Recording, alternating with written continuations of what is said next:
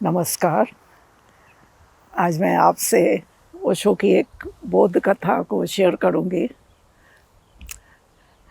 इस कथा ने मुझे बड़ी गहराई तक छुआ था। ओशो ने बताया है इस कथा में कि एक बहुत पुराना वृक्ष था, जैसे आकाश को छूता हुआ उसके हाथ फैले हुए हैं और सम्राट की तरह जैसे वो वृक्ष खड़ा है।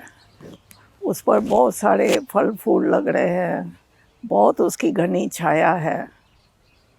एक छोटा सा बच्चा उस वृक्ष के नीचे आके खेलता था और वृक्ष उस बच्चे के प्रेम में पड़ गया। बच्चा रोज आने लगा और वृक्ष उसका इंतज़ार करता था, प्रतीक्षा करता था।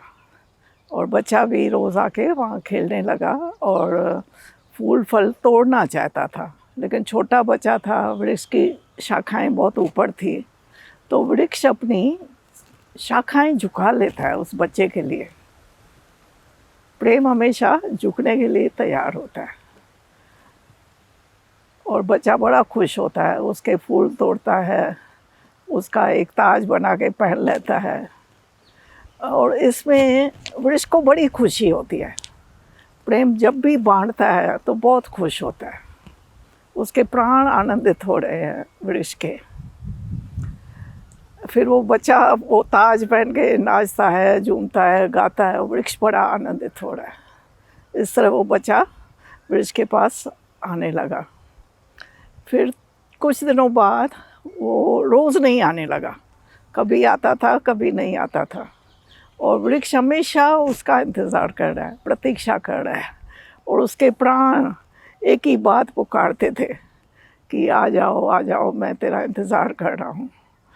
तो बच्चा आता है एक दिन, कहता है कि किस लिए आऊँ, अभी तेरे पास है क्या? मुझे तो पैसे चाहिए, धन चाहिए मुझे। तो वृक्ष सोच में पड़ जाता है, कहता है ये धन तो आदमी की ईजाद है, मेरे पास धन तो है नहीं और हम बिना धन के इतने आनंदित हो रहे हैं, लेकिन तुझे धन चाहिए। तो वृक्ष सोच के उसको कहता है ऐसे कर, मेरे फल तोड़ के ले जा और बेच डाल, तुझे धन मिल जाएगा। बच्चे ने वृक्ष के बहुत सारे फल तोड़े, उसकी डालियाँ भी तोड़ डाली, पत्ते गिर गए, लेकिन इतना होते हुए भी वृक्ष बड़ा आनंदित है। बच्चे से उसका इतना अति प्रेम था और बच्चा वो फल लेके चला जाता है। अब तो बड़ा हो गया है वो बच्चा।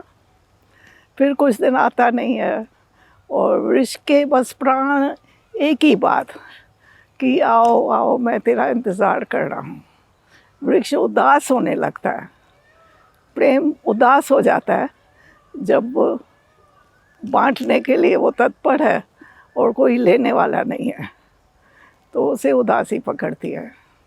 फिर एक दिन बच्चा, वो जो अब बड़ा हो गया है, आता है वृक्ष के पास और कहता है कि तू इतने दिन आया नहीं, मैंने कितनी तेरी प्रतीक्षा की, कितना तुझे पुकारा। बच्चा कहता है कि अब किस लिए आऊँ, तेरे पास क्या है? मुझे तो मकान बनाना है अभी, तू कुछ उसमें कर सकता है क्या मेरे लिए? तो एक तो है प्रेम, और ओशो बताते हैं एक है अहंकार। बच्चा अब अहंकार में जी रहा है और वो सिर्फ लेना जानता है कि मुझे कुछ दो, और प्रेम जो है देने में आनंदित होता है, अहंकार लेने में आनंदित हो रहा है। तो वृक्ष सोच में पड़ जाता है, कहता है ऐसा कर, मेरी तू डालियाँ काट के ले जा और तेरा मकान बना ले। तो बच्चा जो अब बड़ा हो चुका है खुश हो जाता है और कुल्हाड़ी लेके उसकी सब डालियाँ काट देता है, पत्ते झड़ जाते हैं और वृक्ष बड़ा आनंदित हो रहा है कि मैं किसी के काम आ रहा हूँ। उसके प्राण पुलकित हो रहे हैं।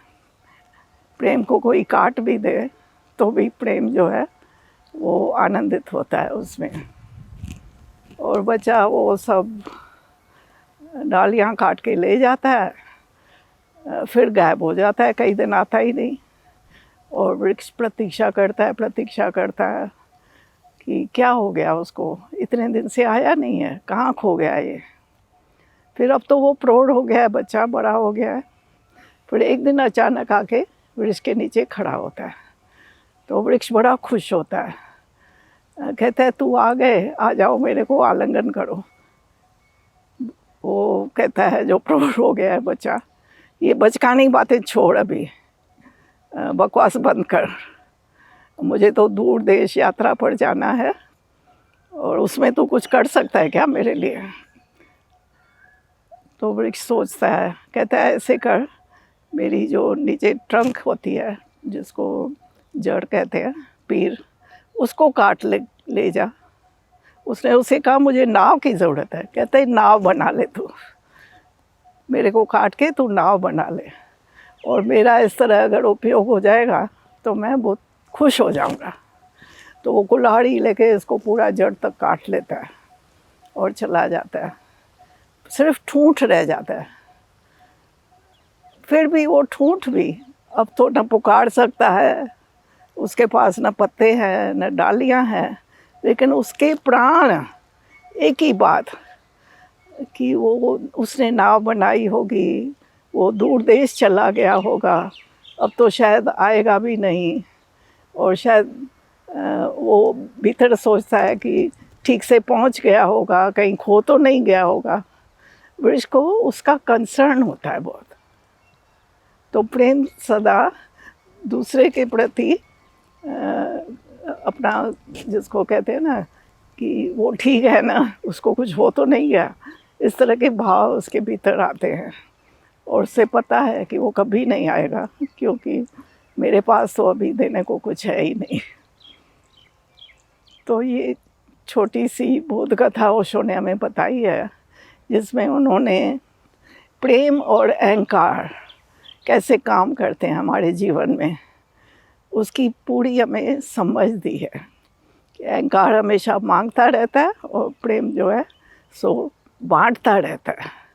अगर जीवन में प्रेम से जियो, आनंद से जियो, तो आपके प्राण जो है पुलकित हो जाएंगे। नहीं तो मांगने वाले का धीरे धीरे अहंकार जो है और मजबूत हो जाता है, वो अपनी मैं में ही जीता रहता है कि मैं हूँ, मैं कैसे बड़ा हो जाऊँ, मुझे और कैसे मिल जाए।